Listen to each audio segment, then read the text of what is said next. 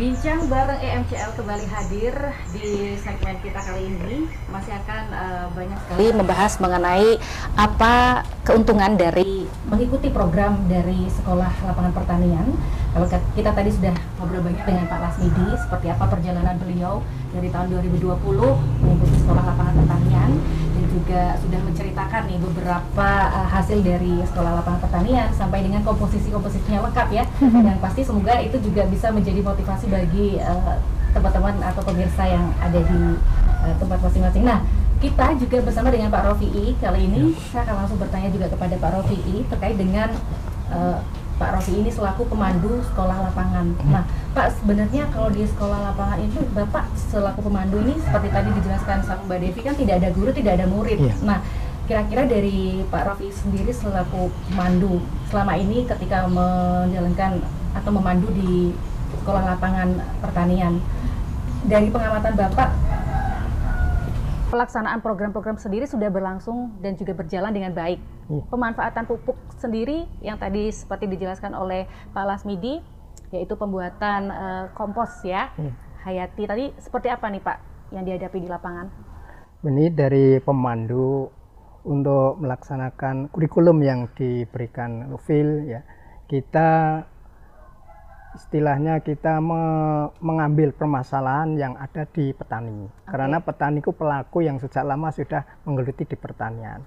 Dari situlah kami berjalan, dari situ berjalan. Kemudian pas di waktu itu banyak juga permasalahan termasuk subsidi dikurangi itu, pupuk, berarti pupuk. Kemudian pestisida harganya tinggi, mahal. Nah itu. Nah ini sebagai pemandu kita bagaimana kita coba dengan teknologi yang kita lebih murah, lebih mudah, dan mungkin di sekitar kita banyak bahan-bahan yang kita manfaatkan. Ya gitu kita di samping ada pembuktian di lapangan, kita ada topik khusus.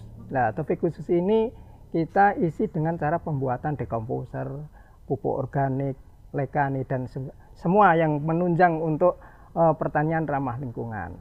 Dan intinya dari pertanian ramah lingkungan itu ekologi itu memanfaatkan keragaman hayati yang ada di lahan pertanian. Ini intinya itu. Jadi kita bagaimana keragaman hayati di lahan pertanian itu bisa berjalan hidup. Nah, maka dalam pengendalian kita tidak menggunakan pestisida kimia karena ini akan mengganggu ekologi di sawah pertanian. Ini yang kita masukkan, kemudian kita coba seperti tadi ada lahan kontrol, ada lahan studi. Ya ini yang permasalahan yang kita angkat dari petani, kita ujikan, kita studikan supaya bukti nyata. Kita turun sama, tidak ada pemandu, tidak ada guru, tidak ada murid. Jadi sama-sama kita jalan. Tandur ya tandur bareng. Itu Pak untuk sementara itu yang. Oke, gitu ya Pak Rofi'i ya. Nah, seperti yang disampaikan Pak Rofi'i ini, balik lagi ke Pak Lasmidi. Kira-kira awal perjalanan Pak Lasmidi mengikuti SLP ini pasti merasakan perbedaan sebelum mengikuti dengan setelah mengikuti. Apa nih Pak yang dirasakan? Ya, terima kasih Pak. Sebelum saya mengikuti sekolah lapangan ini, ya seperti kebiasaan pertanian zaman dulu kan, pupuk itu semakin menggunakan pupuknya itu semakin banyak. Dan semakin banyak menggunakan pestisida kimia. Itu pupuk itu bukan apa itu namanya, semakin untuk turun harganya dan pemakaiannya, penggunaannya. Semakin lama semakin naik penggunaan pupuknya itu. Karena tanahnya itu tadi bahan organiknya itu sudah banyak berkurang. Dikasih pupuk kimia terus akhirnya tanah itu menjadi keras. Dan akhirnya tanamannya pun tidak bisa subur. Nah, sekarang setelah ada sekolah lapangan ini, alhamdulillah itu banyak perubahan di sekitar wilayah P1 sana. Apa itu ada 6 desa itu ya. Alhamdulillah. Belajar sekolah lapangan ini. Oke, bisa dijelaskan nggak Pak, apa saja keuntungan setelah mengikuti SLP? Keuntungannya itu banyak sekali. Satu bisa membuat pupuk itu tadi. Nah, dengan memanfaatkan bahan yang ada di sekitar. Oke, terus dan bisa mengembangkan, bukan membuat agen hayati untuk bahan pengendali itu tadi. Itu salah satunya adanya sekolah lapangan di Desa Ambirabuan dan sekitarnya. Dengan cara-cara yang dilakukan seperti itu terkait dengan pendapatan berpengaruh nggak sih Pak? Pengaruh sekali. Lebih tinggi atau lebih bagaimana nih setelah menggunakan bahan-bahan alam yang ada di sekitar? Pengaruhnya itu di biaya produksi. Oke. Kalau walaupun hasilnya itu sama, kita kan bisa menekan biaya produksi mulai dari awal itu tadi. Mulai dari awal pengelolaan lahan itu tadi yang bisa kita aplikasikan seperti dekomposer, PGPR itu tadi kan sudah bisa mengurangi pupuk itu kan tadi sudah bisa mengurangi biaya produksi. Berarti cara tersebut cukup praktis ya Pak ya? Praktis sekali. Kita bisa dapat di sekitar lingkungan kita yang bisa dimanfaatkan untuk kebutuhan petani sekitar itu. Oke, nah balik lagi ke Pak Rofi ini kali ini Pak, terkait dengan yang sudah berjalan di sekolah lapangan, pasti ada beberapa yang diusulkan oleh para petani terkait dengan kondisi yang ada di lapangan, termasuk dengan cara mengatasi hama. Kira-kira kalau menurut Bapak selama ini cara mengatasi hama atau dengan agen hayati atau predator alami ini seperti apa nih Pak?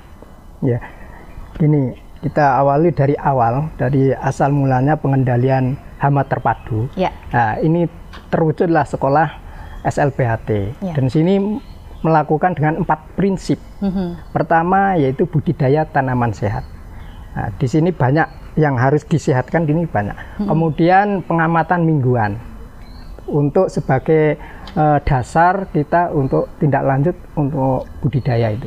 Kemudian melestarikan musuh alami, dengan arti ini kita harus menjauhkan penggunaan pestisida. Karena kita menggunakan alam sebagai teman kita, sebagai bahan pengendali juga. Kemudian intinya menjadi petani PHT, petani yang mandiri. Karena apa? Kalau dia sudah paham dengan pertaniannya, dia bisa mengevaluasi, menganalisis.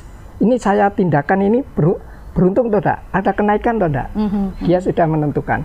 Ini kalau petani sekarang di sana nyemprot, ikut nyemprot. Di sana ada apanya yang disemprot? Tidak tahu dia. Nah, ini yang meminimkan untuk budidaya.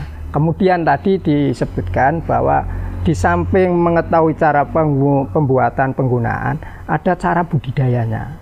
Dari awal, proses awal tanah itu dengan produk yang dibuatnya, dekomposer, itu bisa mengurai bahan-bahan organik yang ada di tanah dan di lahan sawah itu. Nah, di lahan sawah itu banyak jerami, banyak suketnya. Nah, itu dengan dekomposer itu terurai. Jadi bahan-bahan yang terkandung di dalam jerami, yang konon jerami itu kaliumnya tinggi. Kalau 1 hektar itu 12 ton, nah, damen itu kira-kira kaliumnya sampai 4 kintal sebandingnya itu. Nah, ini kalau kita obong merugi kita. Nah, ini kita manfaat. Kenapa sampai bisa mengurangi 50%? Dari mana gajulnya itu gantinya? Nah, dari situ cara pengolahan gitu. Jadi kemudian rumput itu hijau. Hijau itu ternyata kandungan N-nya tinggi juga, hijau N-nya. Itu kita gempur dengan dekomposer, masuk dalam tanah. Jadi nanti menjadi makanan yang siap dimakan tanaman. Itulah sebagai pengganti pupuk yang berani sampai 50%. Bisa-bisa nanti organik bisa nanti. Mungkin itu untuk sementara. Oke, tadi juga Pak Lasmidi sempat mengambil salah satu contoh hasil dari sekolah lapangan pertanian, yaitu dekomposer. Nah, yang lain ini apa nih Pak? Bisa dijelaskan nggak Pak Rofi? Mungkin bisa. Ya, ini untuk hasilnya Bapak ya? Ya, hasil dari budidaya tanaman sehat. Jadi untuk petani ini kita anjurkan untuk pembuatan agen hayati. Jadi kita tidak menjual kepada petani agen hayati, tapi bagaimana petani itu bisa mengembangkan, bisa membuat. Yang kita jual hasil produksi dari budidaya tanaman sehat tadi. Jadi situ akan menjamin istilahnya dari petaninya juga akan tidak terkontaminasi dengan kimia, dari hasilnya juga minim kimia atau residu kimia. Jadi itu. Kemudian di sini ada lekani, ada dekomposa, ada POC. Ini bahan-bahan sebagai pengganti bahan kimia yang kita buang, kita kurangi tadi. Jadi termasuk pestisida juga, lekani itu juga pengganti pestisida. Kenapa kita tidak menggunakan pestisida? Karena ada pengganti yang alami, itu yang kita gunakan. Kemudian dari pupuknya, kenapa kita tidak pupuk semakin banyak, semakin sulit? Kita buat saja sendiri POC, yang ini bahan-bahannya di sekitar juga. Kita ini yang perlu kita jelaskan di petani. Cuma kalau kita menggunakan bahan-bahan dari alami, kita tahu bahwa alami ini barang hidup, organisme hidup.